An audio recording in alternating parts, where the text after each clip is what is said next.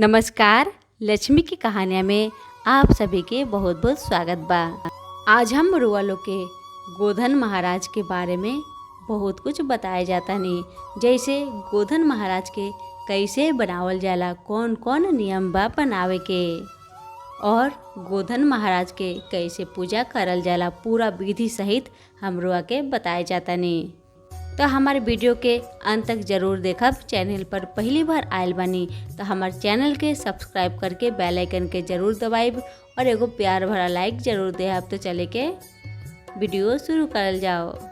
इस साल 5 नवंबर के गोधन पूजन होई। तो सबसे पहले गोधन महाराज के बनाए खातिर हमनी के गोबर इकट्ठा करे पड़ी, और वो भी गोबर ताज़ा होए के चाहिए। आज अगर गाय हगले बाड़ी तो उहे गोबर से बनावल जाई, कल के हगल गोबर से ना बनावल जाई।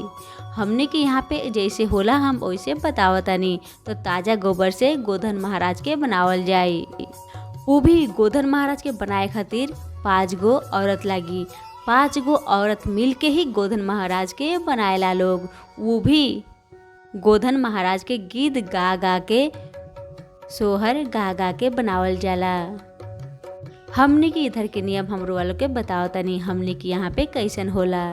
सबसे पहले गोधन महाराज के बनाए खातिर लंबा सा चरकोल बॉक्स बनावल जाला। लंबा चरकोल दागी पार ली, दागी के ऊपर में पतला करके लंबा करके चारों तरफ से घेर दी। घेरे के बाद में एगो जगह में दरवाजा के जगह छोड़ दे पड़ी, मतलब चारों मुंह के बंद ना करल जाला। एक तरफ के मुंह खुला रहेला थोड़ा सा, जैसे घर बनेला घर के गेट के लगे थोड़ा सा जगह छोड़ल रहेला। बस उसी तरह से चारों तरफ से रुआ लोग घेर दी, गेट के जगह के छोड़ दी। ओकरे बीच में 2 गो बड़ा बड़ा पुतला बनाए के बा। हमने के यहाँ 2 गो बड़ा बड़ा पुतला बनेला। एगो गोधन महाराज और दूसर का गोधन महाराज की पत्नी के बनावल जाला, और गोधन महाराज के सारा अंग के बनावल जाला, और गोधन महाराज के पत्नी के भी सारा अंग के बनावल जाला। साथ में राजा के महल में जो जो सामान होला, ओखर मूसल सिलवट जितना सामान होला, सारा सामान के वो बक्सा के अंदर भर दल जाला बना बना के। तो गेट रहेला, गेट के मुंह छोड़ा रहेला ना, वहाँ पे 2 गो दरोगा बनावल जाला। जे लोग डंडा लेके बैठल रहेला लोग, ऐसे बनावल जाला गोबर से। कोई धान कुटता तो कोई चक्की चलावता, आटा पीसता, ऐसे करके बहुत तरह के पुतला बनावल जाला अंदर में छोटा छोटा करके। तो हमने के यहाँ पे शाम के गोधन भगवान के बनावल जाला। साजी खान 5 बजे से सारा औरत अइहन, जहाँ पे बनैहन वहाँ के अच्छा से धो के साफ कर लिहन, फिर वहाँ पे बनैहन। रुआ चाहे नहीं तो अपन आंगन में भी गोधन महाराज के बनाए सके नहीं। जेकर जगह नहीं के वो आंगन में बनाएला, और जेकर जगह बा वो कोई माठ में जाके करेला लोग। तो हमने के यहाँ पे एगो माठ बा, घर के पास ही में एगो माठ बा, वहीं पे गोधन महाराज के बनावल जाला। तो पहले साफ सफाई करके गोधन महाराज के अच्छा से बना दिया। साजी खान बनेला 5 बजे के बाद से, और सुबह में गोधन महाराज के कुटाला।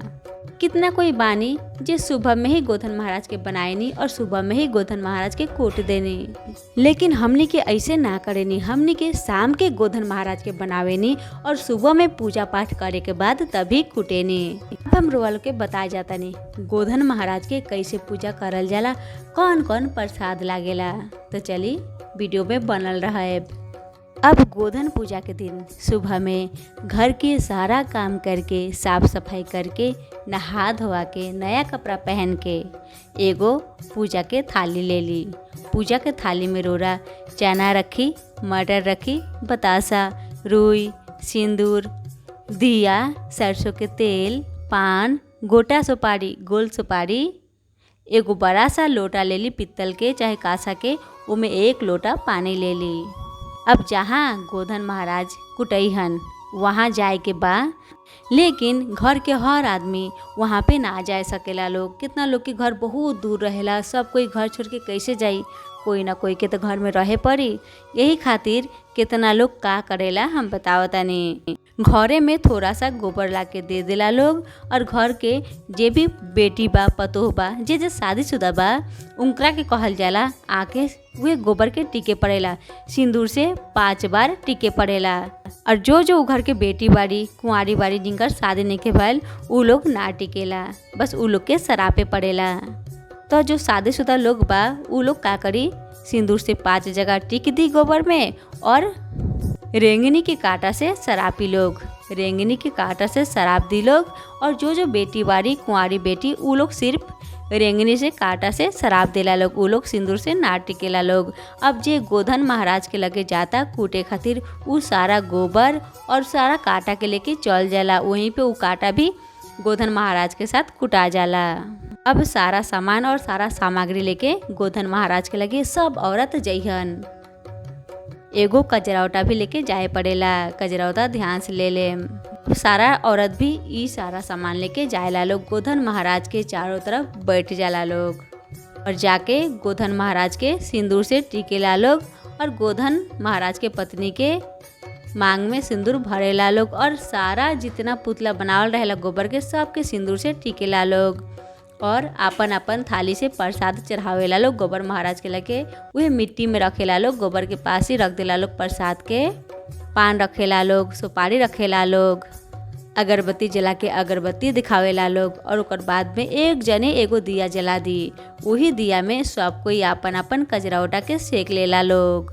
यह काजल पूजा होई के बाद में सब कोई घर में ले जाके अपन अपन बच्चा के लगावेला और अपन आँख में लगावेला, ऐसे गोधन महाराज के आशीर्वाद मिलेला, और उ काजल लगावल बहुत अच्छा मानल जाला।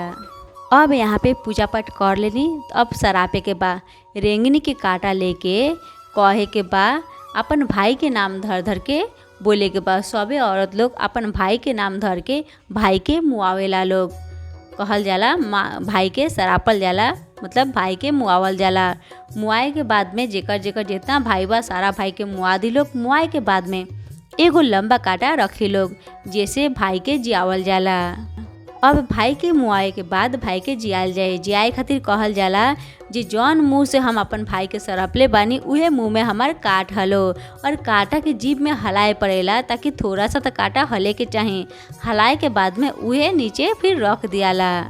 ओकर बाद में अब गोधन भगवान के गीत होला, सब औरत लोग गीत गावेला, 5 गो 7 गो करके गीत गावेला लोग। अब जितना आदमी के मुआइले बानी सन हमनी के शराब के, उ लोग के फिर से जियावल जाला। हमनी के लगे जो रुई रहेला ना, रुई के बत्ती के जैसे पुरल जाला, दोनों हाथ में हथेली के बीच में रख के उकरा के बट्टी के जैसन पुरल जाला। तो उहे सब औरत में से कोई भी एगो औरत पूछली हन जे तू का पूरा तारू, तो कहल जाला बेटा भतार के आयु पूरा तानी। का पूरा तारू? बेटा भतार के आयु के पूरा तानी, मतलब आयु के जोड़ा तानी। ऐसे करके सब औरत के साथ करल जाला, सब औरत नियम से करेला लोग। अब सब होए के बाद में गोधन महाराज के कुटाला। गोधन महाराज के सीना में एगो बड़ा सा तसला रखल जाला, उ तसला मिट्टी के रहेला। अब गोधन महाराज के कुटाला, जितना भी सामान रहेला सबके कुटा जाला। सब औरत मिलके मुसर से कूट देला लोग। कूटे के बाद में उ मुसर के वहीं पे सुता देला लोग। कूटे के बाद में गोधन महाराज के कूटे के बाद में जितना भी औरत रहेला लोग, ओकर बाद भवसागर पार करेला लोग। जो मुसर के सुतावल जाला ओकरे के पार करल जाला, तो ओकरे के कहल जाला भवसागर पार। तो सारा औरत में से एक कोई भी औरत कहियन तू का पार करतारू, तो दूसर की औरत कहियन हम भवसागर पार करतानी। इसी तरह से सारा औरत के साथ करल जाला। भवसागर पार करे के बाद जो लोटा में पानी आदमी लेके जाला, एक गो बड़ा लोटा में जो पानी रहेला, उहे पानी से सब औरत में से एगो औरत उ लोटा उठैयन हाथ में, और दूसर की औरत के हाथ में थोड़ा सा डलिहन, जैसे चना मिर्च डालल जाला ना, उसी तरह थोड़ा सा डाल दिहन और पूछियन तू का पिया तारू, तो दूसर की औरत कहियन हम जमराजा के खून पिया तानी। ऐसे करके 5 बार करेली हर एक औरत के साथ। तू का पिया तारू, तो दूसर का औरत बोलियन हम जमराजा के खून पिया तानी। लेकिन जब ये पानी के पियल जाला ना, तो अपन सर में से थोड़ा सा लंबा बाल के निकाल के, कम से कम थोड़ा सा बाल निकाल के हाथ में पकड़ के उहे में पानी लियल जाला, उहे पानी के पियल जाला। ये बात के ध्यान में रखें। अब अब सारा नियम विधि समाप्त होए के बाद में एक दूसरे के लोग मांग बहोरेला। नाक पर से लेके पूरा सिंदूर भर देला लोग। थोड़ा हंसी मजाक करेला लोग, थोड़ा गाल में सिंदूर लगा दी लोग, ऐसे करके मजाक करेला लोग। सारा औरत सारा एक दूसरे औरत के सिंदूर लगावेला लोग। ओकर बाद में बैठ के जो गोधन महाराज के कुटाल रहेला वो में से जो प्रसाद रहेला बतासा, सुपारी, चना, मटर, ये लोग चुन चुन के अपन घर में लेके जाए लोग। उहे प्रसाद के बहिन अपन भाई के खिलाई लोग। कितना बहिन रहेला लोग जेकर भाई दूर में रहेला लोग तो बहिन लोग का करेला उहे प्रसाद के अच्छा से रख देला लोग। और भाई जब घर में आवेलन तो पूर्णिमा का दिन भाई के ऊ प्रसाद खिलावेला लोग। और भाई खाली खाली ऊ प्रसाद ना खाइहन, भाई के कुछ तो तोहफा दे के ही परी बहन के। कहल जाला ई गोधन महाराज के प्रसाद खैले से भाई के देह पूरा बज्जर खाने रहेला, पूरा शक्तिशाली बनेला। जैसे चना मटर बज्जर रहेला उसी तरह भाई के भी देह बज्जर होला। और कितना जन रहेला जो गोधन महाराज के प्रसाद ले जाके वही दिन अपन भाई के खिला देला। और कितना लोग रख देला पूर्णिमा के दिन खिलाए खातिर। और गोधन महाराज के पूजा करे के बाद में माँ लोग जितना माँ लोग गोधन महाराज के पूजा कैले रहेला लोग उस सभी माँ लोग घर में जाके पीठा खाएला। नियम बा पीठा और साग खाए के। तो सारा लोग पीठा बनावेला, आटा के पीठा बनावा चाहे चावल के पीठा बनावा और साग के साथ खाएला। कहल जाला पीठा खैले से पति बेटा सबके देह मजबूत रहेला, पीठे खानी मजबूत रहेला। इसीलिए पूजा पाठ करे के बाद में वे पीठा वो लोग खाएला लोग। कहल जाला कि जो पीठा बनेला ना जेकर जेकर घर में पीठा अगर ना बनेला उनकरा के अगर दिया जाला तो बहुत पुण्य मिलेला। गोधन महाराज के नियम और जितना विधि बा हम रुआ के बता देनी। रुआ के वहाँ पे कैसे होला हमके भी कमेंट में लिख के बताए। हम तो एगो बात बताए के भूल गए रहनी है, अभी हम कह देता नहीं।